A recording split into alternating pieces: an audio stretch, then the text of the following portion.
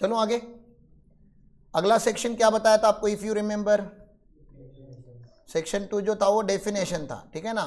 Definition मतलब मैंने बताया था meaning assign to particular terms phrases that is use in the act, हमारे एक्ट का, ठीक है ना। इसमें जनरल डेफिनेशन होती है कि स्पेशल डेफिनेशंस होती है, जनरल डेफिनेशंस होती है। फिर चैप्टर के अंदर जो होती है वो चैप्टर स्पेसिफिक स्पेशल डेफिनेशंस भी होती है। डेफिनेशन कितने टाइप की मैंने आपको कल बताई थी याद रखने के लिए, 2 टाइप्स की। तो मैंने इसमें बोला था 2 टाइप को डिवाइड करो, इंक्लूसिव स्लैश एग्जॉस्टिव, और एक होता है पॉजिटिव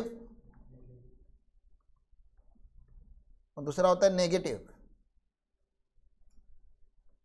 इंक्लूसिव को आइडेंटिफाई करने के लिए आपको क्या चेक करना होता है कि वो वर्ड्स क्या लिखते हैं, वो लोग इंक्लूड से स्टार्ट होता है। और एग्जॉस्टिव मतलब मीन्स वाला डेफिनेशन, जो मीन्स से स्टार्ट होता है। ज़्यादा स्ट्रिक्टली कोर्ट कौन सा इंटरप्रेट करता है, एग्जॉस्टिव डेफिनेशन, मतलब उसका मीनिंग आप डाइल्यूट नहीं कर सकते, वो एज इट इज आपको फॉलो करना होता है, बहुत ही स्ट्रिक्ट लॉ होता है वो, ठीक है ना। और इंक्लूसिव डेफिनेशन मतलब जनरल लॉ होता है, जनरल मतलब वो बोलते हैं जनरली हाँ ये ऐसा होता है, तो it's not that serious definition. तो जो इंक्लूसिव वाली डेफिनेशन होती है हम ज़्यादा सीरियसली नहीं लेते। चलो आगे, फिर अगला है सेक्शन 3।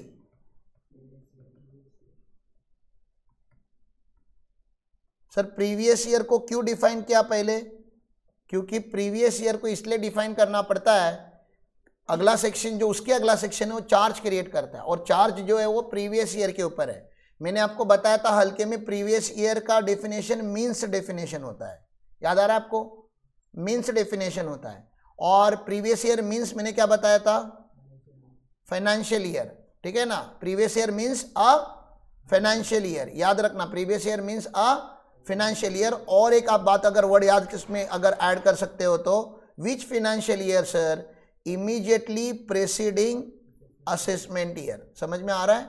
असेसमेंट ईयर के इमीडिएटली पिछले वाला जो रहता है उसको हम क्या बोलते हैं, previous year. That financial year is the previous year. तो हमें ढूंढना क्या होता है, your law is always written in terms of assessment year. तो जिस असेसमेंट ईयर में आप रहते हो ना, तो पहले आपको एवाई पकड़ना होता है। आपका एवाई बन गया 25, 26, समझ में आ रहा है, आपका एवाई क्या बन गया 25, this is your AY, AY 25, 26 हो गया। तो what will be your P Y 24, 25। तो हमने डेफिनेशन कैसे पढ़नी है फिर, previous year means of financial year. तो ये फिनेंशियल, ये भी फिनेंशियल ईयर, ये भी फिनेंशियल ईयर है, लेकिन मैंने बोला नहीं, previous year means of financial year immediately preceding. Immediately preceding मतलब उसके पहले वाला, पहला मतलब कौन सा, किसके पीछे वाला, असेसमेंट ईयर के पीछे वाला। तो पूरा लॉ जो होता है वो एवाई के भाषा में लिखा जाता है। हम सारे क्वेश्चन जो सॉल्व करेंगे वो एवाई के भाषा में सॉल्व करेंगे, ठीक है ना। तो जो एवाई हम पढ़ रहे हैं दैट इज एवाई 25, 26। 25, 26 मतलब मैं आपको इस साल के लिए रेडी कर रहा हूँ कि अगले साल के लिए रेडी कर रहा हूँ, अगले साल के लिए रेडी कर रहा हूं। लेकिन इसका बेनिफिट आपको क्या करंट ईयर में भी मिलेगा, क्योंकि अगले साल 100% नया इनकम टैक्स नहीं आने वाला, ठीक है ना। और अगले साल की बात नहीं करते, बजट ऑलरेडी आ चुका है, तो हमें पता है कि बजट में क्या अगले साल क्या होने वाला है। और जो second side of the budget है वो आ जाएगा 10-15 दिनों में। जब बजट आ जाएगा हम उसको इंटरप्रेट करके इनकॉर्पोरेट करना चालू कर देंगे, लेकिन जो बेसिक चीजें हम उतना पढ़ना चालू कर रहे हैं, ठीक है ना। यहां तक क्लियर है, चलो आगे, थोड़ा समझ में आ रहा है, कंफर्टेबल हो। देखो इनकम टैक्स के साथ आपको कंफर्ट क्रिएट करना है, you can not create discomfort with my tax. It's a very beautiful law and it is a life changing experience for me and it will be for you. मैंने आपको बार बार बताना है, we are learning life through income tax, we are learning communication skills through income tax, we are learning business through income tax, we will also learn accounts through income tax. There are so many things in income tax that you need to learn. You need to learn certain vocabularies. Vocabulary समझ में आता है आपको, जो शब्द हम use करते हैं हमारे डे टू डे लाइफ में, वो शब्द भी आप यहां से सीखने वाले हो। तो it's not that only tax that you are learning, there are so many aspect of your intelligence and your body will get transformed in this particular process and that's the reason we have to go little slow in this. हमें घाई नहीं करनी है, मुझे कोई घाई नहीं, आप लोगों को है नहीं, ठीक है ना। घाई है तो मैं आपको, जब मेरा चैप्टर खत्म हो जाएगा ना, तो वी विल कंडक्ट, आप याद रखना ये चीज, जब चैप्टर खत्म हो जाएगा ना, we will conduct marathon of that particular chapter, ठीक है ना। तो जो बाकी लोग हमारे बैठ नहीं रहे ना लेक्चर में, उनको भी मैराथन लेक्चर में आप इनवाइट करो। तो वीकेंड पे वगैरह वो रखेंगे, मतलब पूरा वीक हम स्लो पढ़ेंगे। जब वो चैप्टर खत्म हो जाएगा तो we will have 3 hour 4 hours marathon, ठीक है ना, कि समरी में इसको कैसे पढ़ा जा सकता था। अगर ये डिटेल में नहीं पढ़ते तो इसको शॉर्ट में कैसा पढ़ा जा सकता था। मेरे को दोनों आता है, लेकिन आपको पहले क्या, पहला शॉर्ट वाला सीखना है कि पहला डिटेल वाला सीखना चाहिए? डिटेल वाला सीखना चाहिए, क्योंकि हम इनकम टैक्स प्रैक्टिशनर्स हैं, हम लोगों की कंसल्टेंसी करते हैं, हम लोगों के नोटिसेस का रिप्लाई लिखते हैं। तो we can not have general knowledge, ऊपर ऊपर का थोड़ा थोड़ा knowledge, we have to have in depth knowledge. हर चीज के बारे में हमको पता होना चाहिए। ओके, तो we will try to achieve that slowly slowly, घाई नहीं करना है बिल्कुल भी। ओके, आगे चलते हैं। फिर अगला सेक्शन आपको मैंने बताया था, इस सेक्शन को हम क्या बोलते हैं? This is charge of income tax, ठीक है ना। चार्ज ऑफ इनकम टैक्स मतलब चार्जिंग सेक्शन है ये, इसको ही हम बैकबोन सेक्शन भी बोलते हैं। इसी सेक्शन को हम एम्बिट भी बोल, इसके अलग अलग वर्ड्स है, देखो इसको लेवी भी बोला जाता है। क्या बोला जाता है? लेवी। इसको ही एम्बिट भी बोला जाता है, ठीक है। और इसको चार्जिंग सेक्शन भी बोलते हैं, चार्ज भी बोलते हैं, चार्जिंग भी बोलते हैं। ये चार्जिंग मतलब आपके मोबाइल का चार्जिंग नहीं है, चार्जिंग मतलब ये सेक्शन आपको बताता है कि इनकम टैक्स का चार्ज किसके ऊपर है, ठीक है ना। वो फायर किसको करता है, वो कैप्चर किसको करता है, वो टैक्स किसको करता है, इसको टैक्सिंग सेक्शन भी बोलते हैं। तो इसलिए बैकबोन है। बैकबोन है मतलब समझ रहा है ना, जैसे अपने बॉडी में बैकबोन होता है वैसा ये बैकबोन है। बाकी पूरा इनकम टैक्स इसके वजह से खुलता है, इसमें से ओपन होता है, हर एक चीज इससे कनेक्टेड है। ओके, तो इसका मैंने आपको मैथमेटिकल इक्वेशन कल थोड़ा सा याद दिलाया था, आपको याद है? थोड़ा थोड़ा लिखिए इसको, मैथमेटिकल इक्वेशन में लिखेंगे, पूरा फुल फॉर्म नहीं लिखेंगे। फुल फॉर्म आगे लिखा हुआ है, ऑब्वियसली मैं आगे पढ़ाएगा आपको ये सब डिटेल में। अभी मैथमेटिकल इक्वेशन में लिखेंगे जो मेन वर्ड थे हमारे। पहला वर्ड था टीआई, टीआई बोले तो total income earn by a person, तो सेकेंड कंपोनेंट पर्सन था। कौन से ईयर में? In a previous year at rate, sorry previous year shall be assess. Assess करना है ना, हम क्या करने वाले हैं? असेस करने वाले। असेस कौन सी ईयर में करेंगे? असेसमेंट ईयर में करेंगे। और असेस करने के टाइम पे हमें क्या लगेगा? Tax rates. और टैक्स रेट्स हम बोरो कहां से करते हैं? एनुअल फाइनेंस एक्ट में से करते हैं। AFA लिख रहा हूं मैं इसको, एनुअल फाइनेंस एक्ट। इसको ही हम क्या बोलेंगे? Is equal to what? ये क्या है? Is equal to levy, charge, ambit, section 4। समझ में आ रहा है आपको? तो लिखो ऐसे, जैसे मैंने लिखा है वैसे ही लिखो। अब बोलोगे सर फुल फॉर्म लिखने का है, अरे बाबा बाद में बहुत डिटेल में लिख के देगा, टेंशन मत लो। Shall we go ahead?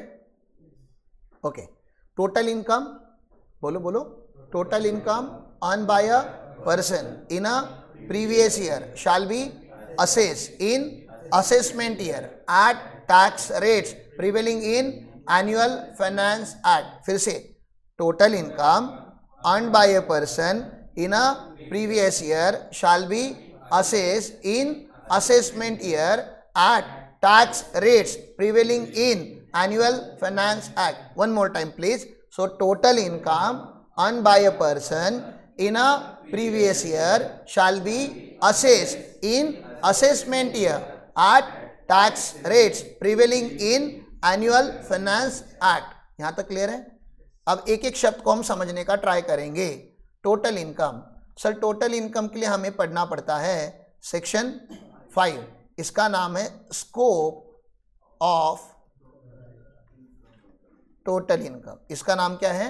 Scope of total income. इसको डिटेल में आगे पढ़ाऊंगा, लेकिन अभी आपको डिवीजन करने के लिए मुझे 2 बातें पढ़ानी पड़ेगी कि टोटल इनकम 2 टाइप का होता है साहब। टोटल इनकम कितने टाइप का होता है? 2 टाइप का होता है। ऑब्वियसली पहले टोटल इनकम की भी बात करूंगा, इंडियन इनकम। अगर मैंने यहां पे इंडियन इनकम लिखा तो बाजू में क्या लिखूं बताओ ना आप लोग? मैंने बोला था आप लोग लॉ मेकर बन जाओगे। फॉरेन इनकम बताऊंगा। मुझे बताओ फॉरेन इनकम का डेफिनेशन क्या होगा? Any income which is not an Indian income. तो इंडियन इनकम का भी नेगेटिव लिखूं, any income which is not a foreign income. ऐसा मजाक करने का क्या नहीं। तो आपको क्या पढ़ना पड़ेगा? इंडियन इनकम पहले अच्छे से पढ़ना पड़ेगा। सर इंडियन इनकम में क्या क्या आता है? तो छोटा छोटा लिखने का, ऐसा ज़्यादा डिटेल में नहीं लिखने का। इंडियन इनकम में लिखने का अक्रूज इन इंडिया, ठीक है ना। अक्रूड इन इंडिया मतलब जिसका सोर्स इंडिया में है, बाद में डिटेल में पढ़ाऊंगा, अभी खाली जनरल नॉलेज होना चाहिए। अक्रूड इन इंडिया का मतलब अक्रूवल कॉन्सेप्ट समझता है, अकाउंटिंग कॉन्सेप्ट है। हाँ, पेड़ पे फूल क्या होते हैं, अक्रू होते हैं, अराइज होते हैं, समझ में आ रहा है। फ्रूट्स क्या होता है, अक्रू होता है, अराइज होता है। तो आपका हाउस प्रॉपर्टी अगर होगा तो आपका रेंट क्या होगा, अक्रू होगा। अगर आप जॉब करने जाते हो तो आपका सैलरी क्या होगा, अक्रू होगा। समझ में आ रहा है। आप बिजनेस करोगे तो प्रॉफिट क्या होगा, अक्रू होगा। समझ में आ रहा है। तो आपको क्लियर है कि आप रेंट क्यों नहीं कमा रहे हो, आप रेंट क्यों नहीं कमा रहे हो, क्योंकि आपका रेंट नहीं है, वो प्रॉब्लम नहीं है। रेंट तो आउटपुट है। रेंट कहां से आता है, हाउस प्रॉपर्टी में से आता है। आप शेयर मार्केट से डिविडेंड क्यों नहीं कमा रहे हो, क्योंकि शेयर मार्केट में इन्वेस्टमेंट नहीं है। आप समझ रहे हो। बिजनेस का प्रॉफिट क्यों नहीं कमा रहे हो, क्योंकि बिजनेस ही नहीं है। आप समझ रहे हो क्या। तो आपको अगर इनकम कमाना होगा, सबको इनकम कमाना है, आपको अगर इनकम कमाना होगा तो आपको इनकम पे फोकस नहीं करना है, आपको सोर्स क्रिएट करना है। क्योंकि सोर्स अगर क्रिएट करोगे तो सोर्स इनकम जनरेट करेगा। समझ में आ रहा है। और अगर वो सोर्स इंडिया में होगा, जिस सोर्स की हम बात कर रहे हैं, मतलब हाउस प्रॉपर्टी अगर इंडिया में होगी, बिजनेस अगर इंडिया में होगा, इंडियन शेयर मार्केट में पैसे लगाए होंगे, इंडिया के बैंक अकाउंट में पैसे लगाए होंगे, तो सोर्स का लोकेशन क्या हुआ, इंडिया। तो उसमें से जो इनकम आया उस इनकम को कौन सा इनकम बोलेंगे, इंडियन इनकम बोलेंगे। बहुत डिफिकल्ट बात बोली क्या मैंने। तो फॉरेन इनकम बताओ फिर कैसे होगा सर। जिसका सोर्स फॉरेन में होगा वो इनकम को क्या माना जाएगा, फॉरेन इनकम माना जाएगा, क्योंकि वो अक्रूड आउटसाइड इंडिया होगा। तो जो इनकम अक्रूड इन इंडिया होता है उसको हम इंडियन इनकम बोलते हैं। तो इसका अपोजिट नेगेटिव बोलो ना आप, जो अक्रूड आउटसाइड इंडिया हुआ उसको हम क्या बोलेंगे, फॉरेन इनकम बोलेंगे। मैं लिख नहीं रहा हूं क्योंकि ऐसा लिखा नहीं है उन्होंने, लेकिन बात तो वैसी होगी ना। If income, what is Indian income, income accrues in India is an Indian income, then what income could be a foreign income which is accrued outside India or which is not accrued in India. Not accrued in India मतलब obviously it is accrued। तो आपका घर London में है तो Indian income है नहीं, वो लंदन का इनकम है। मुझे लंदन का है कि जापान का है कि चाइना का है वो देखना नहीं है, इंडिया का है कि नहीं है, मेरा सवाल उतना ही है। इंडिया का है नहीं है, क्यों, सोर्स इंडिया में नहीं है। कहां पे वो मत बताओ, सोर्स इंडिया में है क्या, नहीं है। तो जिसका सोर्स आउटसाइड इंडिया होता है, तो अभी हमारे अंजित सर है, अंजित सर ने दुबई में प्रॉपर्टी लिया तो उनका उस प्रॉपर्टी से रेंट आएगा, वो रेंट कहां टैक्स होगा। मुझे नहीं पता करना है दुबई में होगा कि नहीं होगा, मुझे क्या पता करना है, क्या इंडिया में टैक्स होगा। हम दुबई का लॉ नहीं पढ़ रहे, दुबई में टैक्स होगा कि नहीं होगा वो दुबई गवर्नमेंट का प्रॉब्लम है। इंडिया में करोगे क्या, नहीं, क्यों नहीं, फॉरेन इनकम नहीं। कौन सा इनकम है इंडिया में, कौन सा इनकम टैक्स होना चाहिए बाबा, इंडियन इनकम टैक्स होना चाहिए। फॉरेन इनकम इंडिया में टैक्स नहीं होना चाहिए, ये समझ में आ रहा है। लेकिन मान लो उन्होंने बोला, उन्होंने टेनेंट को बताया कि भैया ये मेरा इंडिया का बैंक अकाउंट है, ICICI बैंक में मुंबई ब्रांच में, ये मेरा इंडिया का है, आप एक काम करो ये रेंट जो है वो इंडिया के अकाउंट में डिपॉजिट कर देना। तो गवर्नमेंट ऑफ इंडिया बोलता है हमारे मल्टीपल रूल्स ऑफ टैक्सेशन है। दूसरा जो रूल है हमारा वो है रिसीव्ड इन इंडिया। दूसरा रूल क्या है, तो रिसीव्ड इन इंडिया मतलब फर्स्ट प्लेस जो होता है ना, फर्स्ट टाइम जो रिसीव्ड किया आपने वो कहां पे है, इंडिया में है। डायरेक्टली अगर उन्होंने रेंट अगर इंडिया में रिसीव किया, जो आउटसाइड इंडिया अक्रू हुआ था, जिसके ऊपर हम ऐसे टैक्स लगाने नहीं वाले थे, आप गधे हो अगर आपने डायरेक्टली इंडिया में इनकम रिसीव किया तो। इसलिए कोई भी क्लाइंट हमारे पास आता है, अभी थोड़े दिन पहले हमारे पास एक ग्राफिक डिजाइनर आए थे, उन्होंने बोला कि मैं यूएसए के क्लाइंट्स का ग्राफिक डिजाइन करता हूं यहां पे बैठ के, वो मुझे डायरेक्टली इंडिया में पे करेंगे, तो इंडिया में टैक्स होगा क्या, होगा ना ऑब्वियसली, क्योंकि वैसे काम आपने बाहर के लोगों का किया, लेकिन उन्होंने पेमेंट आपको कौन से अकाउंट में किया, इंडियन अकाउंट में, तो इंडिया में टैक्स होगा। तो उन्होंने मुझे बताया, पूछा कि सर बताओ टैक्स की प्लानिंग कैसे करेंगे। तो मैंने टैक्स की प्लानिंग की, बताओ गलत किया कि सही किया, आप पकड़ो मुझे, ठीक है ना। आप मैं चोर हूँगा तो मुझे चोर बोलो। मैंने उनको बोला सर आपको यूएसए में एक एंटिटी बनानी पड़ेगी, जो बनाने के लिए $500 से $600 का खर्चा मिनिमम आता है, ठीक है ना, $750 से होता है, लेकिन थोड़ा अपने फ्रेंड लोग हैं जो काम करते तो निगोशिएट करके हम $100-150 आपका बचा सकते हैं। लेकिन अगर आपने वहां पे एंटिटी बनाई, LLC बोलते हैं उसको, जैसे हमारे यहाँ पे LLP होता है वैसे वहां पे क्या होता है, LLC या सी कॉर्प मतलब कॉर्पोरेशन, कंपनी। आपने वहां पे कंपनी बनानी है या आपने वहां पे लिमिटेड लाइबिलिटी कॉर्पोरेशन बनानी है, कहां पे, यूएसए में। यूएसए के क्लाइंट पैसा किसको देंगे, कंपनी को देंगे, LLC को देंगे, जो कहां पे है, फॉरेन में ही है। समझ में आ रहा है? तो इंडिया में टैक्स होगा क्या, वो नहीं होगा। क्यों, एंटिटी कहां की, फॉरेन की, पैसा कमाया कहां पे, फॉरेन में, रिसीव भी कहां पे किया, फॉरेन में। ये समझ में आ रहा है? ये सही है कि गलत है? ये कंसल्टेंसी मैंने दी, सही है कि गलत है? सही है। मैंने खाली उनको क्या बोला, वो पैसा इंडिया में लेके नहीं आने का, वो पैसा बाहर ही रखो। अब बाहर जाते रहोगे ना, इन्वेस्टमेंट करनी है तो बाहर रखो, घर लेना है बाहर लो। इंडिया में लाने का अगर ट्राई करोगे तो इंडियन गवर्नमेंट के पास हक बनता है उसका हिसाब पूछने का। टैक्स करेंगे कि नहीं करेंगे वो बाद में फैक्चुअल बातें देखनी पड़ेगी कि काम एग्जैक्टली कहाँ से हुआ था, मैनेजमेंट कहाँ से हुआ था, रिसोर्सेज कहाँ पे डिप्लॉय किए गए थे।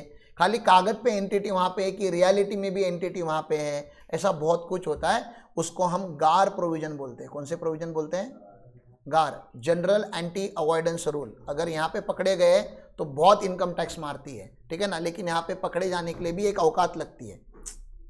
मतलब ये सब GAAR provision Coca Cola, PepsiCo, Apple, Tesla, Facebook, ऐसे लोगों को अभी फिलहाल हम अप्लाई करने का ट्राई कर रहे हैं। ये छोटा मोटा गडिंग लज का व्यापारी को हम अभी गार नहीं लगा, अभी नहीं लगा रहे। गार इज अ एडवांस एंटी चोरी प्रोविजन। समझ में आ रहा है? बहुत एडवांस लेवल के है, आपको पढ़ने भी नहीं है, लेकिन आपको खाली बता रहा हूं। जो आपको सही लगता है ना कि हाँ सर ने बहुत सही प्लानिंग किया, उसका भी तोड़ इनकम टैक्स के पास है, खाली वो इंप्लीमेंट नहीं कर रहे। खाली आपको नॉलेज के लिए बता दिया अगेन, लेकिन मैंने क्या बताया, अभी खाली आप बेसिक्स पे आ जाओ, फिर से छोटे बच्चे बन जाओ फिर से, ठीक है ना। इंडियन इनकम मतलब 2 टाइप का इनकम। कौन सा 2 टाइप, अक्रूड इन इंडिया, ये तो एक चीज हो गई, और दूसरा रिसीव्ड। आपको उल्टा एग्जांपल दूं, आपकी प्रॉपर्टी मुंबई में है और आप रेंट दुबई में रिसीव कर रहे हो, इंडिया में टैक्स होगा कि नहीं, सोचो ना। क्यों, सोर्स इंडिया में है ना, रिसीव किधर किया वो पूछा है क्या? तो जब सोर्स इंडिया में होगा तो इंडियन इनकम पक्का है, वो तो टैक्स इंडिया में होना ही है, उसकी बात ही मत करो। हम फॉरेन सोर्सेस को भी टैक्स कर रहे हैं दूसरे रूल के हिसाब से। कैसे, तुमने कमाया बाहर तो रिसीव भी कहां पे करना चाहिए था तुमको, बाहर करना। अगर तुमने बाहर का पैसा इंडिया में डायरेक्टली रिसीव किया तो गवर्नमेंट क्या बोल देता है, ये भी इंडियन इनकम है। समझ में आ रहा है आपको? अक्रूड इन इंडिया एंड, ये 2 शब्द समझ में आएंगे आपको। तो अभी मुझे बताओ फॉरेन इनकम मतलब अभी क्या आपको समझ में आ रहा है? ये अक्रूड इन इंडिया भी नहीं होना चाहिए और एक रिसीव्ड इन इंडिया भी नहीं होना चाहिए। इतना तो आपको समझ में आ रहा है ना, मैं लिख नहीं रहा हूं लेकिन आपको समझा रहा हूं। जो रिसीव्ड आउटसाइड इंडिया है, जो अक्रूड आउटसाइड इंडिया है, उसको ही हम क्या बोलते हैं, फॉरेन इनकम बोलते हैं। अभी तक समझ में आ रहा है? अगर अक्रूड इन इंडिया होगा तो भी टैक्सेबल होगा, accrued outside India but received in India होगा तो भी इंडिया में टैक्स होगा, क्योंकि वो इंडियन इनकम बन जाएगा। ये समझ में आ रहा है? तीसरा है income deemed to be received in India. Income deemed to be received in India, ये सेक्शन 7 में लिखा गया है। And then there is income deemed to be accrued in India, जो सेक्शन 9 में लिखा गया है। Income deemed to be, deemed कैसे लिखते हैं पता है ना, डीम्ड कैसे लिखते हैं, डीम्ड इसको बोलते हैं। कोई मुझे बताएगा क्या डीम्ड इस शब्द का मतलब? एनीबॉडी? अज्यूम किया और प्रिटेंड करना, अज्यूम करना, मानना, ऐसा आपको लग रहा है ना? ऐसा नहीं है। डीम का मतलब है what is is, what isn't is isn't, what isn't is if loss is. क्या क्या बोला मैंने? What is is, what isn't is, ठीक है ना, what isn't is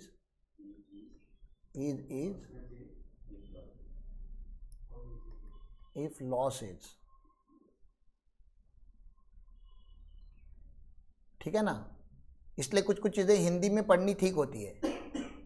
जो है वो है, जो नहीं है वो नहीं है, जो नहीं है वो है अगर कानून में लिखा है। ये डीम्ड नहीं है, ये आपने जो बताया ना, जो ये अपना अज्यूम करो, मान लो, ये डिक्लेयर करते हैं। डिक्लेयर बहुत पावरफुल है। अज्यूम करना मतलब प्लीज ना, मानो ना, प्लीज प्लीज, ऐसा अज्यूम होता है। डीम्ड क्या होता है पता है लॉ में? मान लो कि इनकम है, चॉइस। लेकिन सर लेकिन बात नहीं करनी है। मान लो ये आपका इनकम है, मान लो कि आपने 7 लाख कमाए, मान लो, डिक्लेयर कर रहा हूं मैं। और ये सर नहीं, मेरे बैंक अकाउंट में तो आए नहीं। हमने पूछा क्या बैंक अकाउंट में आए क्या? हमने बोल दिया आपने कमाए। एक एग्जांपल दो इसका, खाली एक हल्का सा। ये डीमिंग फिक्शन है, थोड़ा एडवांस लॉ है, बाद में पढ़ाऊंगा अच्छे से, अभी खाली झलक, ठीक है ना। एक एम्प्लॉई है और ऑब्वियसली एक कोई कंपनी है जो क्या है, एम्प्लॉई के सामने क्या होता है हमेशा? एम्प्लॉयर होता है। एम्प्लॉयर एम्प्लॉई को क्या देता है? सैलरी। और ये जो एम्प्लॉई है ये इंडिया में पैसे कमा रहा है, तो ये सैलरी इंडिया में अर्न कर रहा है, इंडियन इनकम है, accrued in India, received in India, taxable in India. कोई डाउट है क्या इसमें? कोई डाउट नहीं, क्योंकि सैलरी इसके अकाउंट में गई।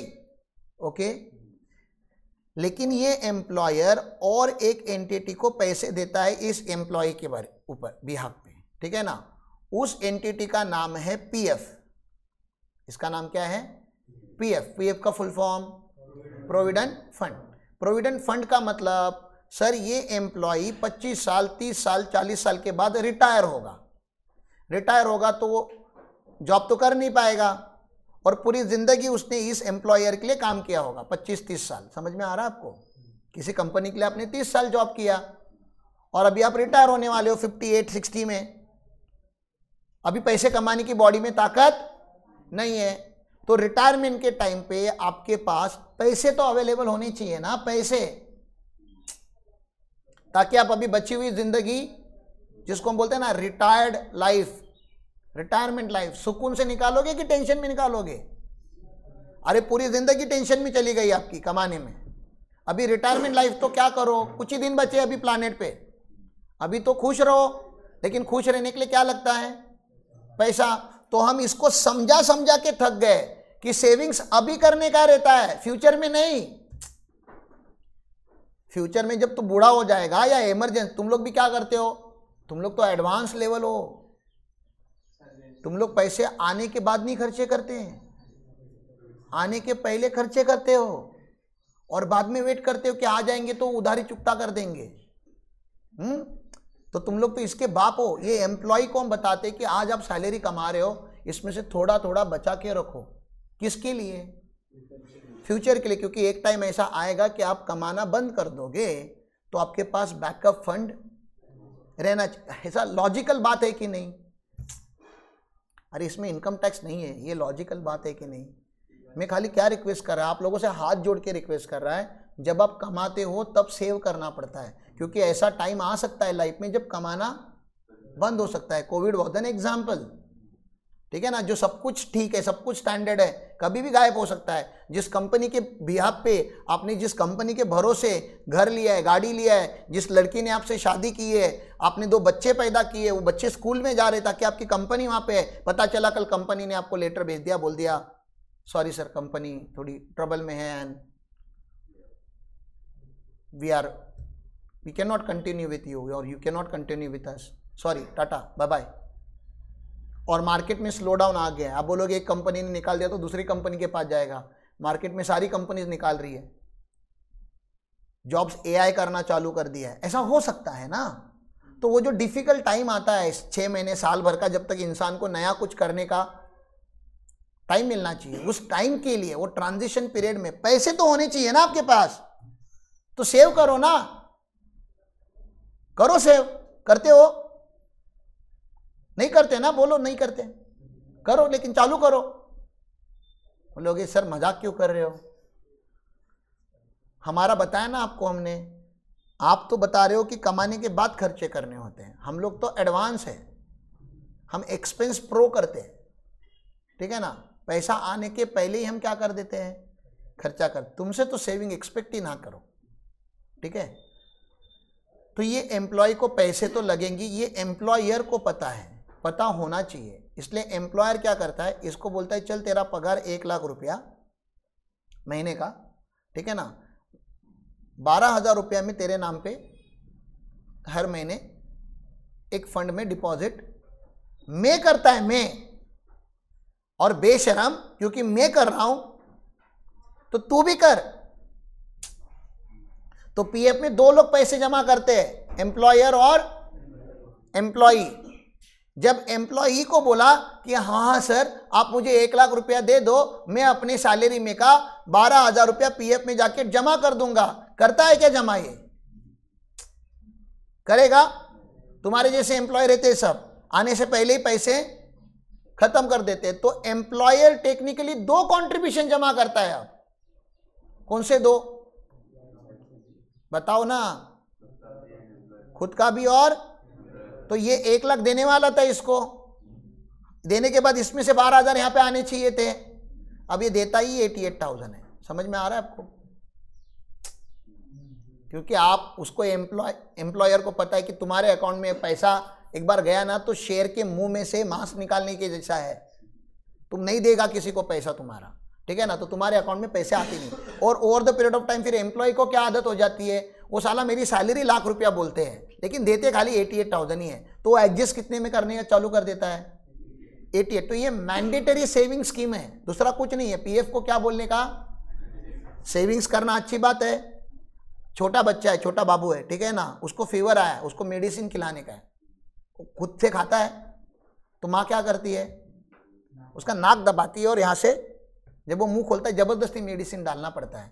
तो ये वैसा है, चॉइस नहीं है आपके पास सेविंग्स करने का, आपके ऊपर मैंडेटरी लॉ बनाया गया है कि सेविंग्स करो। अब ये एम्प्लॉय आपको 2 बातें बताता है कि मेरे अकाउंट में पैसे कितने आए, 88,000, तो मैं टैक्स कितने के ऊपर भरेगा, 80। अब अरे कॉमन सेंस है ना, उसने थोड़ी ना कि इनकम टैक्स का कानून पढ़ा है, उसके बैंक में पैसा कितना आया, 88,000, तो टैक्स कितने के ऊपर भरूंगा, 88,000 के ऊपर भरूंगा, ऐसा वो बोल रहा है। ये राइट है कि गलत है? गलत है। तो ये जो पैसा पीएफ में गया, कहां पे गया पैसा, कौन कौन देता है पैसे, 2 लोग। एक कंट्रीब्यूशन कौन देता है, एम्प्लॉयर, और दूसरा कंट्रीब्यूशन कौन देता है, एम्प्लॉई। लेकिन एम्प्लॉई देता नहीं, एम्प्लॉयर ही डिडक्ट करता है। तो एम्प्लॉयर 2 हाथों से पैसे जमा करता है यहां पे, एक खुद के जेब में से एम्प्लॉय के भले के लिए, फ्यूचर के लिए, और एक एम्प्लॉय के सैलरी में से। ये एम्प्लॉय नालायक बोलता है मैं 88,000 पे टैक्स भरेगा। आप मुझे बताओ, आप महान हो, कितने रुपए पे ये टैक्स भरना चाहिए था? 1 लाख भी गलत आंसर है, 1,12,000 पे टैक्स भरना चाहिए था ना, क्योंकि कमा कितना रहा है ये, वो छोड़ दो। एम्प्लॉयर एम्प्लॉय के ऊपर खर्चा कितना कर रहा है, 1 लाख डायरेक्टली दे रहा है, 1 लाख डायरेक्टली देना था, और खुद के जेब में से 12,000 पीएफ में डाल रहा है, तो ये कमा कितना रहा है फिर, 1,12,000 कमा रहा है। आप समझ रहे हो क्या? तो 1,12,000 राइट आंसर है। लेकिन वो तो एम्प्लॉय तो बोलता है नहीं मेरे पास तो 88 आए, तो उसको समझाने का, देखो आपको 1 लाख देना था, उसमें से 12,000 कट करके उधर डिपॉजिट किया, और अलग से 12,000 डिपॉजिट किया, तो साहब आपका cost to the company, CTC एक वर्ड होता है, क्या होता है, CTC, cost to the company कितना है, 1,12,000 है। तो आपने 1,12,000 पे टैक्स भरना है। ये झगड़ा नहीं करना चालू कर देगा आपसे कि नहीं तो आए ही नहीं मेरे पास, तो बोलने का मान लो ना कि आ गए थे, फिर आप वो भी लॉजिक बताओगे कि फ्यूचर में कभी ना कभी तो आएंगे, कभी आएंगे ये पैसे इसके पास, जब ये रिटायर होगा, जब ये कंपनी छोड़ेगा, तब ये फंड में से पैसा विड्रॉ कर सकता है। तो एम्प्लॉय भी देखो शाना कितना बोलता है, तो फ्यूचर में ले लेना ना टैक्स। इनकम टैक्स फ्यूचर में लेता है। अक्रूवल कॉन्सेप्ट समझता है आपको? ये पैसा अक्रू कब हुआ? करंट ईयर में हो गया ना, तो टैक्स भी कौन सी ईयर में लेगा? करंट ईयर में लेगा। हम क्यों पोस्टपोन करें? और हमको देश कब चलाना है? करंट ईयर में चलाना है ना हमको। देश 30 साल के बाद नहीं चलाना है, अभी चलाना है। तो गवर्नमेंट को भी टैक्स का पैसा अभी चाहिए। समझ में आ रहा है आपको? तो गवर्नमेंट ने इसको क्या समझा दिया कि सर हाँ ठीक है, आपके अकाउंट में पैसे नहीं आए, लेकिन मान लो deem to be received in India है। तो रिसीव्ड और डीम टू बी रिसीव्ड में क्या फर्क है? कुछ नहीं। रिसीव्ड होता तो टैक्स होता, और डीम टू बी रिसीव्ड होगा तो भी टैक्स होगा, क्योंकि डीम टू बी रिसीव्ड और रिसीव्ड में फर्क ही नहीं है। तो what is, what isn't is, what isn't is, if loss is. जो है वो है, जो नहीं है वो नहीं है, जो नहीं है वो है, जो आपने रिसीव नहीं किया वो रिसीव किया।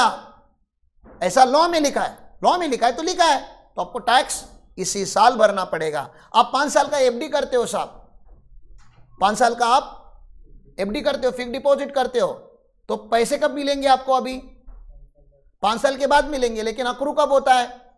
इंटरेस्ट अक्रू कब होता है? ईयरली। बैंक में नहीं आया आपके, लेकिन अक्रू तो हुआ ना, तो टैक्स कब भरोगे? जिस साल अक्रू हुआ उसी साल। तो क्या डीम टू बी अक्रूड है ये? अबे पागल है क्या? वो तो अक्रूड इन इंडिया है। डीम टू बी क्या बात कर रहा है? वो तो एक्चुअली अक्रूड हुआ है, वो एआई है सर, लेकिन रिसीव नहीं किया। तो हमने कब बोला कि आप रिसीव करोगे तो ही टैक्स भरने का है? आपने मार्च में किसी क्लाइंट को बिल किया, क्लाइंट ने पैसे नहीं दिए, तो क्या टैक्स नहीं भरोगे? क्यों टैक्स क्यों भरेंगे? इनकम अक्रूड हो चुका है, रिसीव नहीं होता, वो आपका प्रॉब्लम है। वो इनकम टैक्स का प्रॉब्लम नहीं है, वो आपका प्रॉब्लम है। तो भैया फिर मुझे तुम बता दो ना थोड़ा सा, ये चैप्टर नंबर 2 है, हमने अभी तक 1 नहीं पढ़ा, हम पढ़ ही नहीं रहे, हम खाली कुछ शब्दों को समझने का ट्राई कर रहे हैं। क्योंकि जब चैप्टर में जाएंगे आपको ऐसा नहीं लगना चाहिए बटला पागल हो गया क्या बोल रहा है। समझ में आ रहा है आपको? तो इंडियन इनकम की परिभाषा बताओ, इंडियन इनकम की डेफिनेशन बताओ, इंडियन इनकम मतलब क्या होता है वो बताओ। तो भैया 2 ही चीजें, या तो इंडिया में इनकम क्या होना चाहिए, मतलब उसका सोर्स कहां पे होना चाहिए इंडिया में, या तो इंडिया में पैसे रिसीव होने चाहिए, सोर्स किधर भी रहे। इंडिया में सोर्स है और रिसीव आउटसाइड इंडिया किया, आपका जमीन इंडिया में, रेंट आपने बाहर रिसीव किया, टैक्स होगा इंडिया में। क्यों?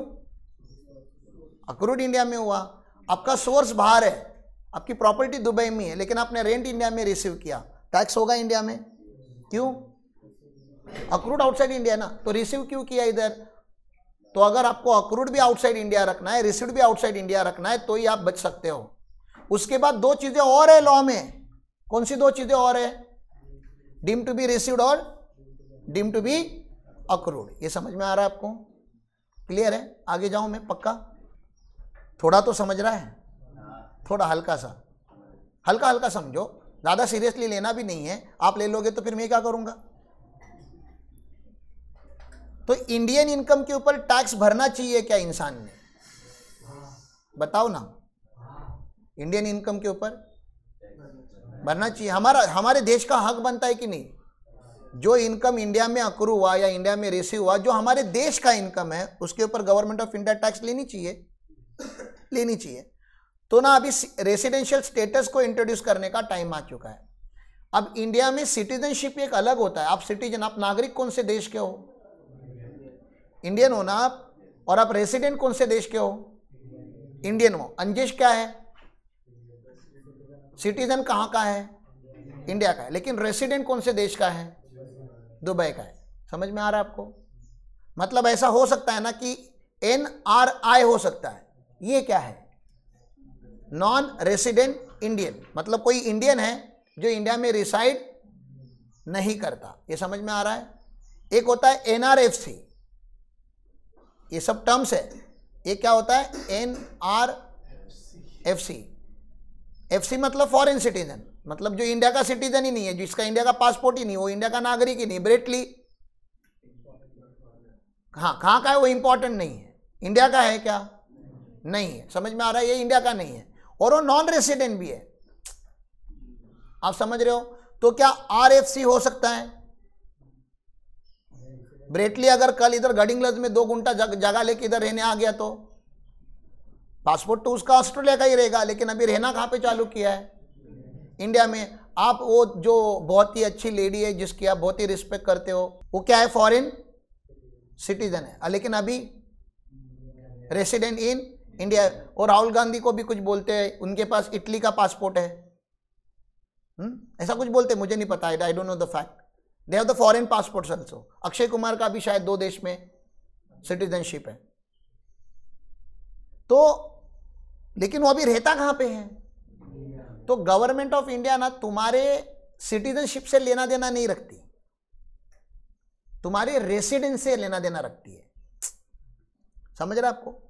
क्योंकि इंडिया का रोड कौन यूज कर रहा है, इंडिया का ऑक्सीजन कौन यूज कर रहा है, इंडिया का डिफेंस कौन यूज कर रहा है, इंडिया का लॉ एंड ऑर्डर कौन यूज कर रहा है? तो रेसिडेंट इन इंडिया। आप फॉरेन के भी रह सकते हो, लेकिन रेसिडेंट इन इंडिया रह सकते हो। तो NRI को हम ज्यादा टॉर्चर करेंगे क्या?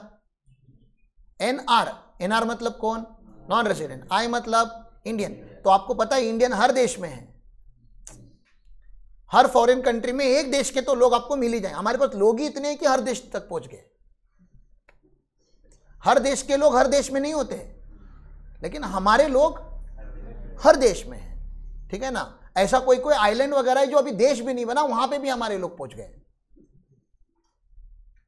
और कुछ कुछ तो हमारे बाबा वगैरह है, वो लोग ने आइलैंड ले लिया और अपना देश डिक्लेयर कर दिया। पता आपको? कैलासा वगैरह सुना नहीं आपने? कैलासा स्वामी नित्यानंद करके एक कोई स्वामी है जिन्होंने एक जगह ले ली, खरीद ली और उसको अपना देश डिक्लेयर कर दिया। उनकी करेंसी अलग है, उनका कॉन्स्टिट्यूशन अलग है, उनका देश है अलग से। इंडियंस आर वेरी पावरफुल, हाँ वेरी मच, ठीक है ना? तो उनसे अभी इंडिया में टैक्स लेंगे क्या? स्वामी जी से क्यों नहीं लेंगे? आप बोलोगे वो इंडियन है, उनका स्किन इंडियन है, ऐसा कुछ नहीं है। अभी वो इंडिया में रिसाइड करते हैं क्या? नहीं। तो हम जब बोलते हैं टैक्स लेंगे तो हमारा हक किसके ऊपर बनता है? रेसिडेंट की नॉन रेसिडेंट? हक किसके ऊपर बनता है? ऐसा आपको लग रहा है, ठीक है ना? लेकिन ऐसा नहीं है। हम टैक्स लेते हैं रेसिडेंट से भी, और बीच में थोड़ी जगह रख रहा हूं, और नॉन रेसिडेंट से भी। तुम नॉन रेसिडेंट है तो अपने देश में रहो ना, तुमने इंडिया में क्यों कमाया? अरे आप ABD विलर्स हो ना, आप अपने देश में खेलो या किसी और देश में खेलो। आपने इंडिया में क्यों खेला? इंडिया में खेला तो खेला, पैसे कमाए। अरे अभी वो आए ना बेबी वाले, हाँ जस्टिन भैया, कहाँ नाच रहे? पता चड्डी बनियान पे नाचे हो? हाँ कुछ तो 100 करोड़ के आसपास मिला है उनको, 85 करोड़ 81 करोड़ ऐसा कुछ कॉन्ट्रैक्ट है उनका। हाँ संगीत में गाने आए हैं अंबानी जी के घर पे, तो कहाँ डांस करेंगे? और 80 करोड़ कहाँ कमाया? ऐसे ही जाने देंगे उनको? इनकम टैक्स भी गा रहा है उधर से, जहाँ ये नाच कर रहे हैं ना, बाजू में उनका भी एक ग्रुप गा रहा है, हाँ बेबी आजा आजा इधर, कम कम। वो नॉन रेसिडेंट है लेकिन अभी इनकम कमा खा रहा है, इंडिया में कमा रहा है। तो हम इंडिया में जब कमाते हो तो हम आपको क्लासिफाई नहीं करते कि आप क्या कैटेगरी के हो, क्योंकि इनकम का कैटेगरी यहां पे मैटर करता है। इंडियन इनकम है, रेसिडेंट होगा तभी भी टैक्स भरेगा, नॉन रेसिडेंट होगा तो भी टैक्स भरेगा। मुझे तुम फॉरेन इनकम का बताओ। वैसे तो फॉरेन इनकम में आगे जाके मैं 2 टुकड़े पढ़ाऊंगा, अभी नहीं पढ़ाऊंगा नहीं तो पागल हो जाओगे। लेकिन फॉरेन इनकम इधर वाला अदर फॉरेन इनकम, इसका इंडिया से कोई लेना देना नहीं है। ये अक्रूड आउटसाइड इंडिया हुआ है, ये रिसीव्ड भी आउटसाइड इंडिया हुआ है। ये इंडिया में टैक्स हो सकता है क्या? इंडिया का इसका कोई लेना देना नहीं है। There is a property in Germany, rent received in Germany, money kept in Germany, can it be taxable in India? बोलो। होता है, क्योंकि रेसिडेंट को टैक्स भरना पड़ता है और उसको हम OR बोलते हैं प्यार से, ऑर्डिनरी। मतलब हम लोग ऑर्डिनरी, हम कहाँ कौन से देश के रेसिडेंट, सिटीजनशिप की बात नहीं कर रहा मैं, नागरिकता की बात नहीं कर रहा। आप कौन से, वेयर डू यू रिसाइड? समझ में आ रहा है ये question? Where do you reside, in which country? India में रहते हो ना, ऑर्डिनरी कौन से देश में रहते हो? इंडिया में ही रहते हो ना। लेकिन बहुत सारे हमारे जो अमीर लोग हैं, अमीर लोग कभी कभी इंडिया में रहते हैं, कभी कभी आउटसाइड इंडिया रहते हैं, बहुत बार आउटसाइड इंडिया रहते हैं, ठीक है ना। तो वो लोग बोलते हैं कि हाँ we are resident in India but not ordinarily. Not ordinarily मतलब बहुत कम रहते हैं, ठीक है ना, आपके जितना नहीं। आप पैदा होने के बाद कब क्या कौन से देश में रहते हो? तो तुम ऑर्डिनरी नहीं, तुम परमानेंटली रिसाइडिंग इंडिया है, ऑर्डिनरी का भी ऊपर। तुमको लेके गवर्नमेंट पॉजेसिव है, पॉजेसिव समझता है, ठीक है ना, थोड़ा भाई लैंग्वेज में बताता है, ठीक है ना। पॉजेसिव मतलब गवर्नमेंट ऐसा कॉलर पकड़ता है अपना और बोलता है तेरी अगर कोई लेगा ना तो वो हम है, समझ रहा है, टैक्स,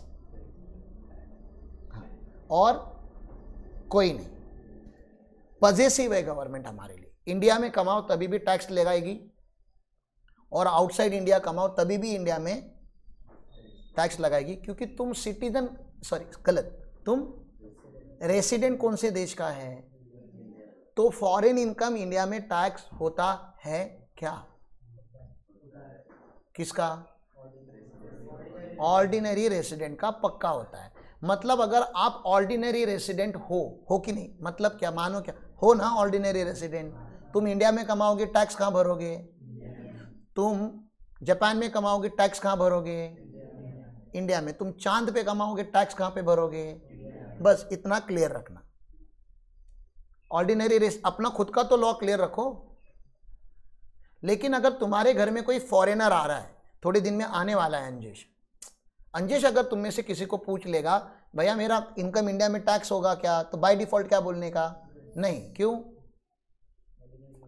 अरे he is not resident, he is residing in Dubai. तो क्या बाय डिफॉल्ट क्या आंसर देने का? नहीं।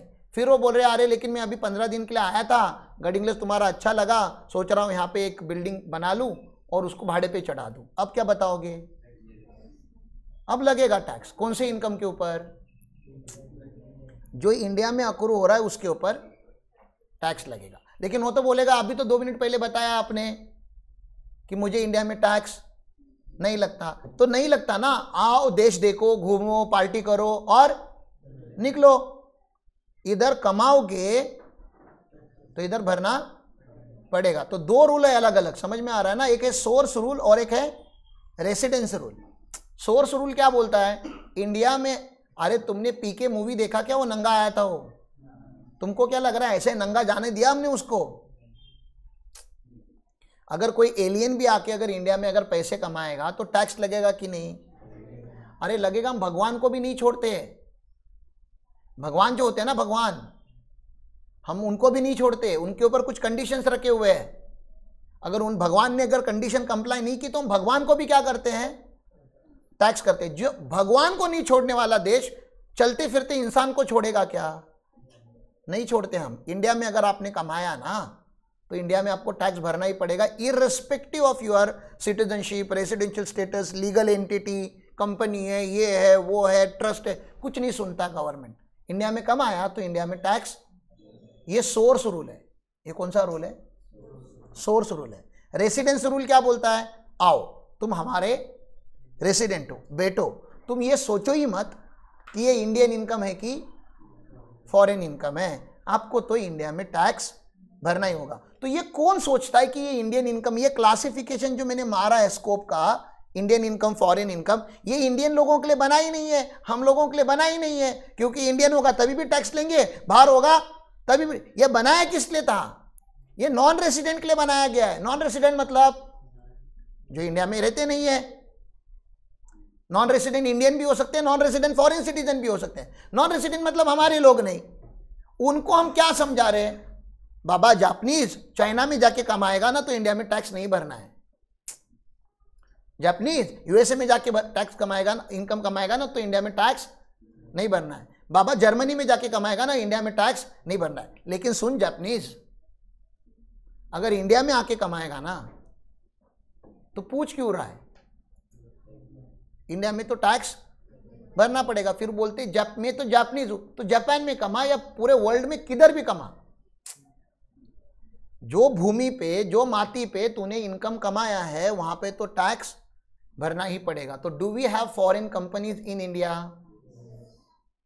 फॉरेन ही है, इंडियन कंपनी दिखती कहाँ है?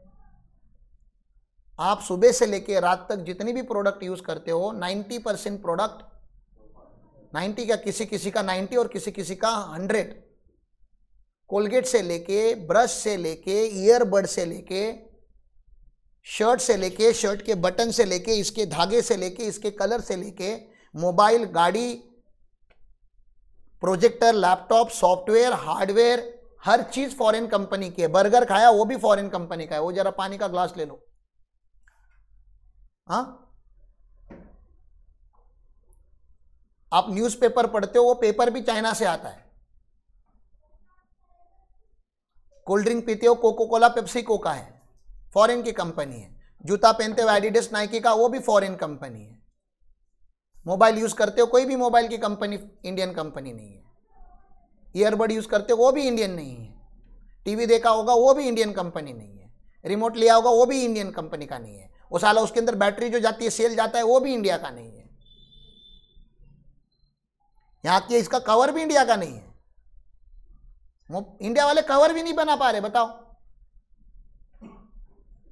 ये जिसमें पैक होता है वो पैकिंग मटेरियल भी इंडिया का नहीं है। इसके अंदर जो सॉफ्टवेयर है, कंप्यूटर का ले लो या मोबाइल का ले लो, एंड्रॉयड ले लो या iOS ले लो, इंडिया का नहीं है। हार्डवेयर से लेके सॉफ्टवेयर हर एक बाहर का है। क्योंकि इंडिया वाले क्या कर रहे हैं? ऊनो खेलते हैं। इंडिया वाले बैठे हैं यहां पे, सोच रहे हैं बस। हाँ ठीक है, इस अच्छा नहीं है। तो इंडिया में हजारों लाखों फॉरेन कंपनीज ऑपरेट कर रही है। उनसे हम टैक्स लेते रहेंगे कि नहीं लेते रहेंगे? मुझे इतना ही पूछना है। कौन से इनकम के ऊपर? जो इंडियन इनकम है। तो गूगल से हम इंडिया में टैक्स लेंगे क्या? हाँ, कितना? जितना गूगल किधर से कमा रहा होगा?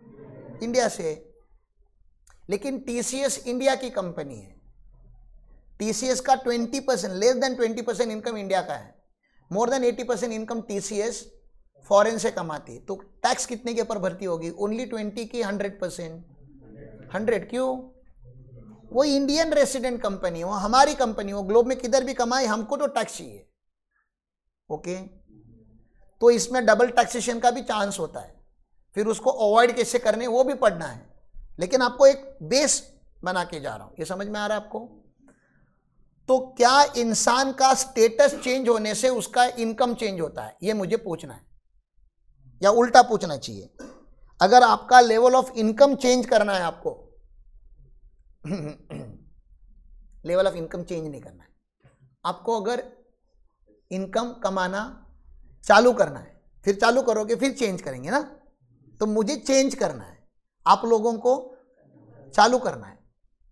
तो मुझे अगर मेरा लेवल ऑफ इनकम चेंज करना होगा, मतलब लोअर लेवल से हायर लेवल पे जाना होगा, तो इनकम नहीं जाता हायर लेवल पे। पहले इंसान का स्टेटस जाना चाहिए ना।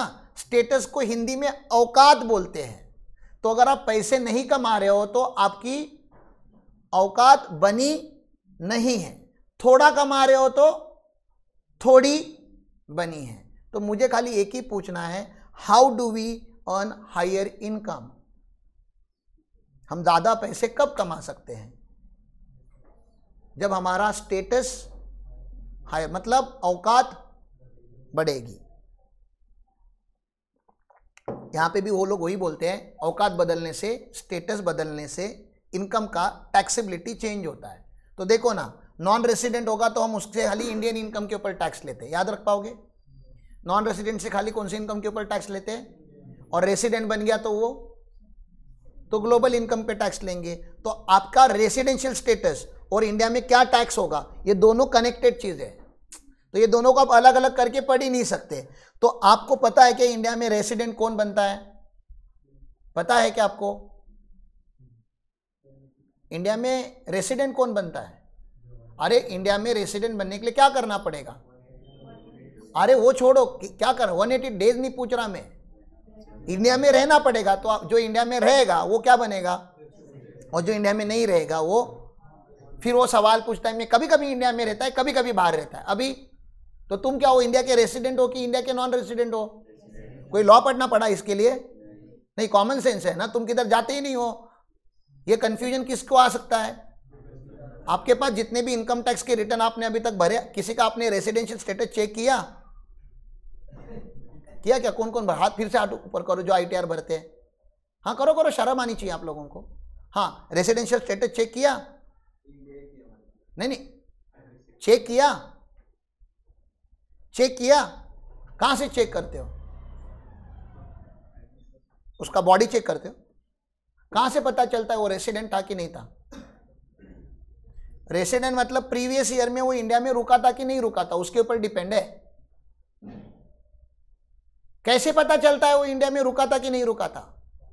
हाँ तो बोलो ना, पासपोर्ट से पता चलता। आपने मांगा किसी का पासपोर्ट? क्यों नहीं? आपने है कि नहीं आपको पता है? पक्का नहीं है?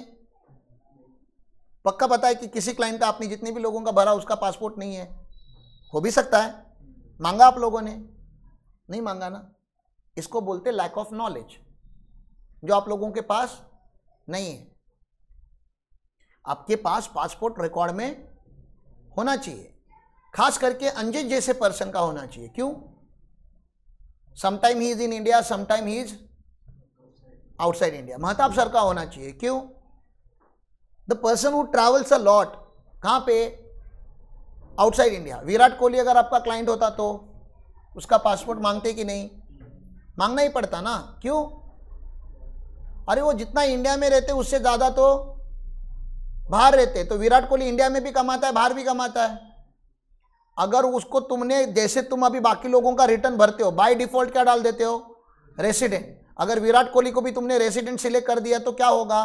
कुछ नहीं होगा सर, क्या ही फर्क पड़ता है? क्या फर्क पड़ता है? नालायक, फॉरेन में जो उसने कमाया अभी वो इंडिया में टैक्स होगा। अगर वही तूने नॉन रेसिडेंट बना दिया होता तो उसको बाहर के इनकम के ऊपर इंडिया में टैक्स नहीं लगता, इंडियन इनकम के ऊपर तो लगना ही चाहिए ना। अरे इंडिया में रेसिडेंट कमाए या नॉन रेसिडेंट कमाए, इतना तो क्लियर है ना, इंडियन इनकम के ऊपर तो टैक्स लगता ही है, इररिस्पेक्टिव ऑफ योर स्टेटस। बाहर का इंडिया में टैक्स लगेगा कि नहीं वो क्वेश्चन है। वो किसके ऊपर डिपेंड है?